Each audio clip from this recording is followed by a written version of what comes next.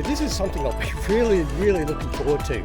So this is involving Maroondah United Fifths as they take on Melbourne Deaf FC. And as its name suggests, they are made up of players who are deaf. And they've had a rocky start to the season, they struggled for results, but as the season went on, they got better and better, and now are made the semi-finals of the Arnold Visser Cup. So this is something I've really been looking forward to, and I hope you enjoy these highlights.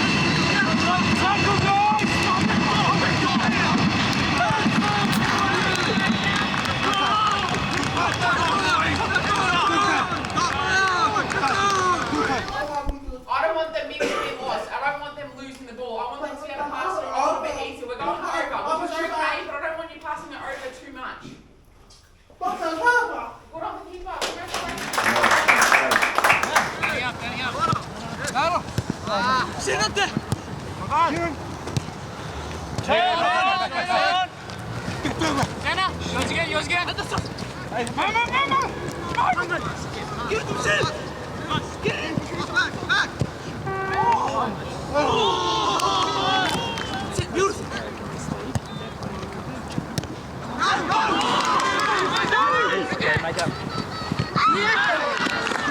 Well done.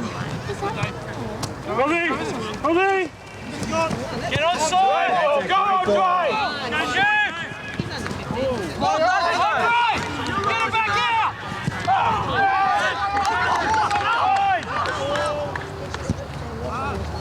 Have it! Hit it!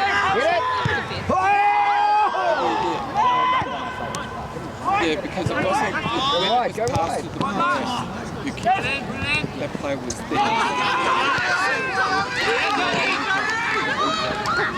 I was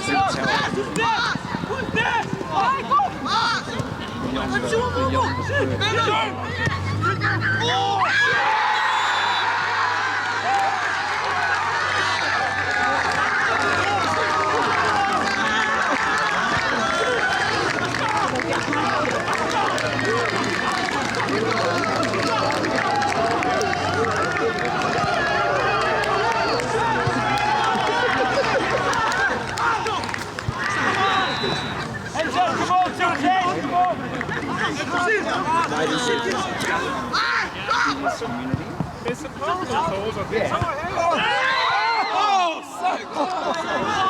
He's got a big freedom. That's a good ball. It's a great ball. That's great, kids! Hold it there, hold it! Keep going! Shoot!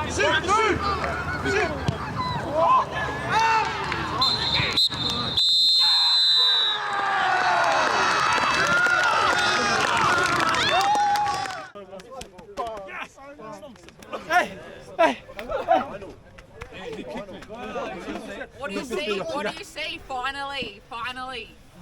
Now what we do is we look at the second half. The second half was the better half of the game. What did I tell you? We can make it!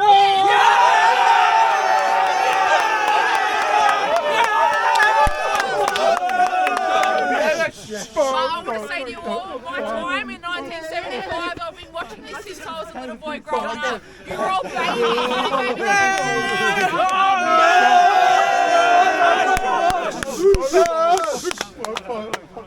This is so special for us. Happy birthday!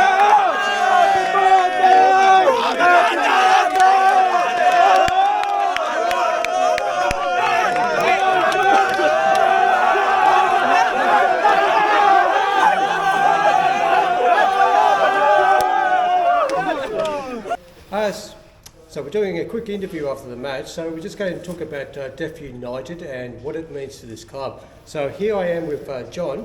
So John, what is Deaf United Football Club and what is their history? Yeah, great. So I might start back when we started in 1975. We had different names, of course, back in 1975.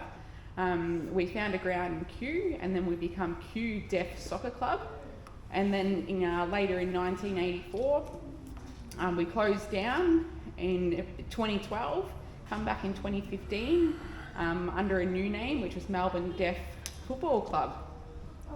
And from then on, we're here. Great work there, John, from Thank Matthew. you.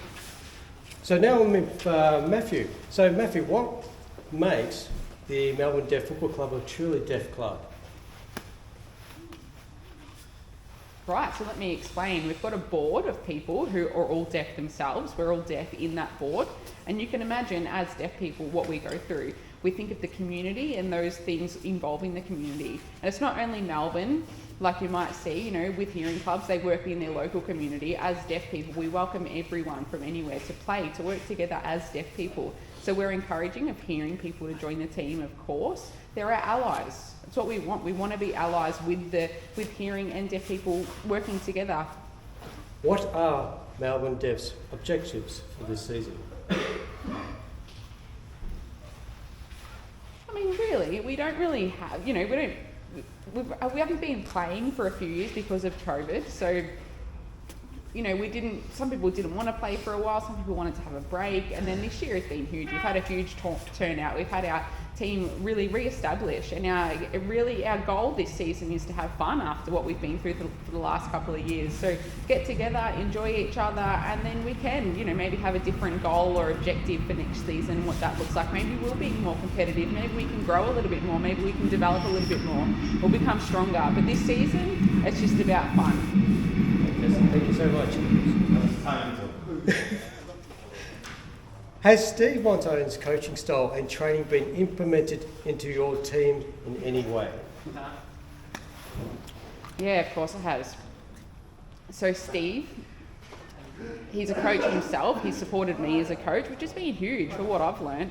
The knowledge that he's given on to me and what I have now, he's had 3 training sessions with us where we've had Steve on board.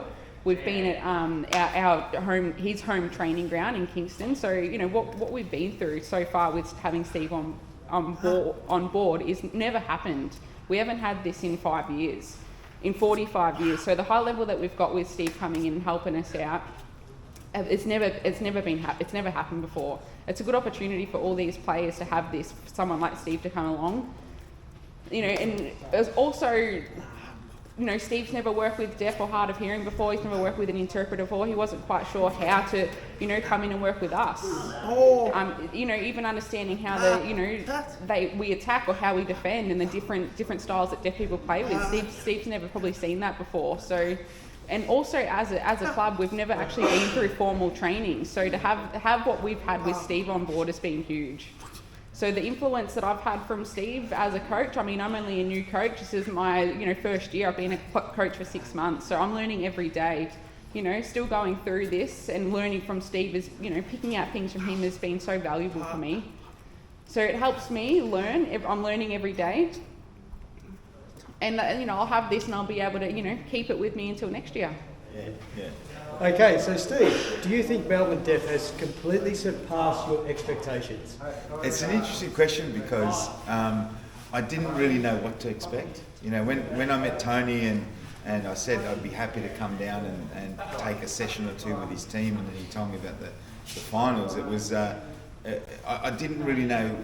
Firstly, what level, what standard they're at, but also I didn't know how I was going to try and put some of my ideas across to the guys, because I don't sign, and I know there's always an interpreter, but it was kind of a bit strange to think, how am I going to do that with a group of guys who, are going to find it hard to communicate with. But it was a challenge that I always like to challenge myself, and it was a challenge that I was really happy to take on board. And from the first training session, the players were just unbelievably committed.